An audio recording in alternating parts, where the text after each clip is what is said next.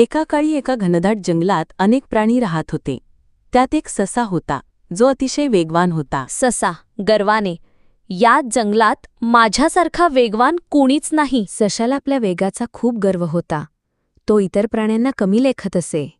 कासव म्हणतो, आपण एक शर्यत करूया ससा. ससा हसत म्हणतो, तू माझ्याशी शर्यत? ठीक आहे, बघूया मग. शर्यत सुरू झाली. ससा धावत निघाला. कासव मात्र हळूहळू पण सातत्याने चालत राहिला. ससा स्वतःशी, कासव अजून खूप मागे आहे, थोडीशी झोप घ्यावी. सशाला वाटले कासव लांबच आहे, म्हणून तो झोपून गेला. अरे बाप रे, झोपून गेलो मी. लवकर पोहोचायला हवं. आणि शेवटी संयम आणि सातत्याच्या जोरावर कासव शर्यत जिंकतो. मला माफ कर कासवा, मी गर्व केला. तू खरोखरच हुशार आहेस. ही गोष्ट आपल्याला शिकवते, गर्वाचा पराभव होतो आणि संयम, सातत्य आणि प्रामाणिकपणा आपल्याला यशापर्यंत पोहोचवतो.